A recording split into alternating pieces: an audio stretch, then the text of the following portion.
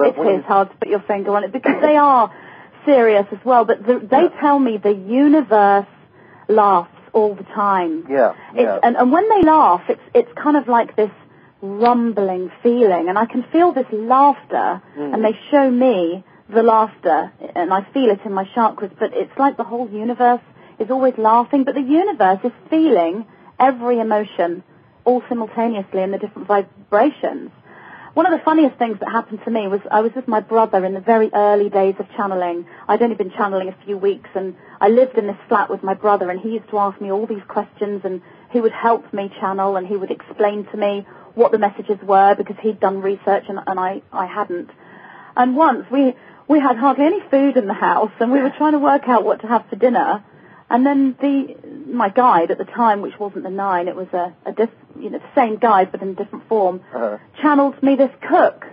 And I had this cook there with this big white chef's hat on, and he was telling me how to make this meal, and I'm saying to my brother, I'm channeling this cook. And my brother's saying, did he really exist? He said, oh yes, he was here in incarnation, and he was a great cook, and he made wonderful recipes, and he was Spanish or Greek or something, and he's coming to show me. And I made this amazing paella pasta thing, all by channeling the cook, and we found that funny that this came forward. But, that's funny. Just one little story there to throw in.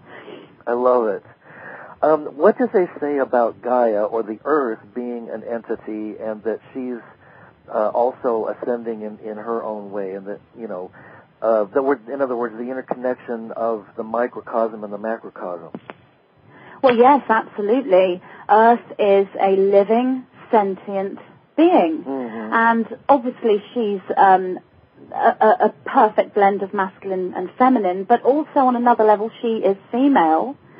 And she is simultaneously being born, and yet she is the mother giving birth. And this is what this spiral is. It's like contractions. Any woman out there who's had a baby will know what I'm talking about. It is kind of like going through a spiral. And if you're being born, you're coming through a tunnel, and that core is the moment you're born.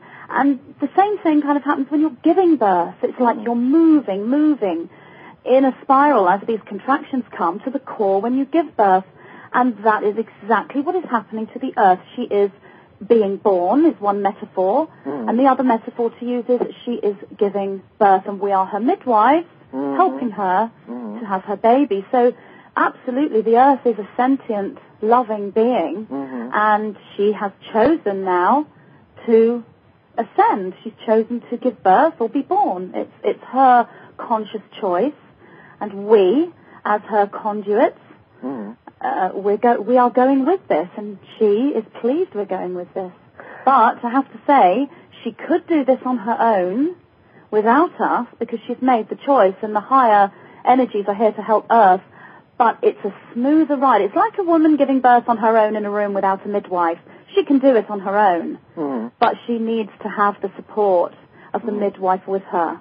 And of course, that's who we are to the Earth. We are her midwives, and we're there for her as she gives birth to this wonderful baby, and we're all going to celebrate as you do when there's a birth. Some people like to use the metaphor that it's like going into a black hole. We don't know, we're going to travel into a black hole, and we don't know what happens when we come out the other side. And well, the 9 would say to me again, that is a metaphor that can be used. What they would show me is a black hole is not black. A black hole is full of color. It is light and colorful. I know we may perceive it as black because we can't see it and it's dark, but from their perspective, a black hole isn't black. A black hole is a doorway. It's a doorway to another realm, and it's another metaphor, and it's a metaphor that has high truth to it. Wow. I mean, Earth giving birth is a metaphor that has high truth to it, but going through a black hole also has high truth to it. So yes, that metaphor is appropriate to use. Obviously there's a lot of strife and turmoil and greed and corruption and so on going on the planet right now. What happens with all of that? Does that just kind of get burned off or sloughed off, or how does that all work? Well, no, it doesn't. I mean, well, what's happening is it's kind of like this spectrum at the moment.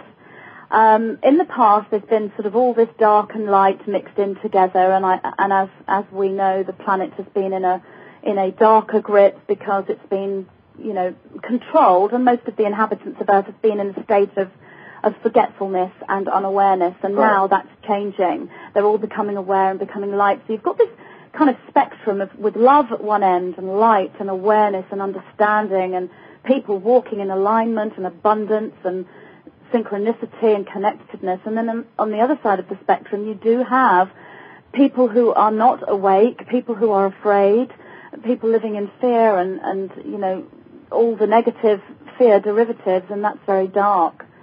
So you've got these two kind of feelings. It's a spectrum. They're both the same thing, love and fear, but they are opposing of one another. And this gap between the love and the light and the dark and the fear is actually getting wider at the moment. Now, what actually happens is, and this is really difficult to explain, it's kind of like there's two 2012. There's two cores. And you can choose which one you go with. There'll be one Earth that moves forward into a balanced alignment. It's not like a duality or a polarity between choosing between the light and the dark, but a lot of people get confused with that. Each of these vibrations are balanced as a whole. So there's one Earth that's kind of going forward in balance, but in love and compassion, and everybody is networking together, and everyone who will stay on that Earth will be in the fifth dimension, because the love that they carry and the light that they carry attracts the higher dimension. The higher dimension is in synchronistic alignment with the love and the light. Now, over on the other side, what will happen here is those who consciously choose, and it is a conscious choice, to stay with a dark, fear-based feeling, and they live this darkness, these people will attract continue to attract a third density type experience.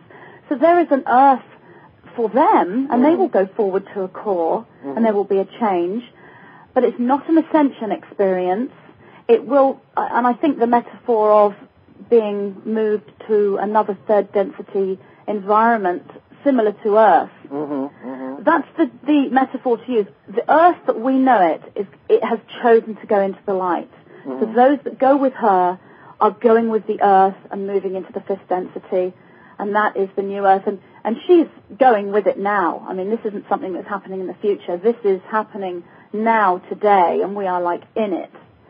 But over on the other side, those people are also moving to a new place, but it attracts, you know, the density that they will stay in, they are attracting by their consciousness. And this is why it's so important now to choose your polarity. Are you going to polarize positive and be a service to others being, or are you going to move into a situation where you don't have enough light, so therefore you are either unpolarized or you polarize consciously as a service to self-being, who is of the negative frequency. So, you know, we make our choice now. Do we want to go with love, or do we want to go with fear? And we will attract that to us that we feel and that we put out.